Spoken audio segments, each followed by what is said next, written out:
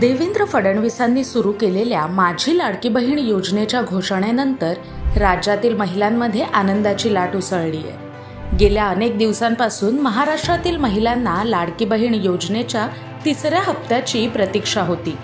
अखेर त्यांची ही प्रतीक्षा संपणार आहे, कारण या योजनेच्या तिसऱ्या हप्त्याचे पैसे येत्या 29 सप्टेंबर रोजी लाडक्या बहिणींच्या खात्यात जमा होणार आहेत। खात्यात पैसे अजून जमा झाले नाहीत म्हणून सर्व लाडक्या बहिणी चिंतेत होत्या, पण देवेंद्र फडणवीसांनी लाडक्या बहिणींना ही योजना निरंतर सुरूच राहणार हा शब्द दिलाय।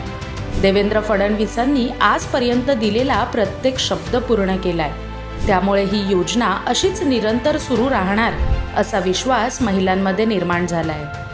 या योजनेसाठी राज्यभरातील कोट्यावधी महिलांनी अर्ज भरलेत। आतापर्यंत 2 लाखाहून अधिक महिलांना या योजनेतील सन्मान निधी मिळालाय।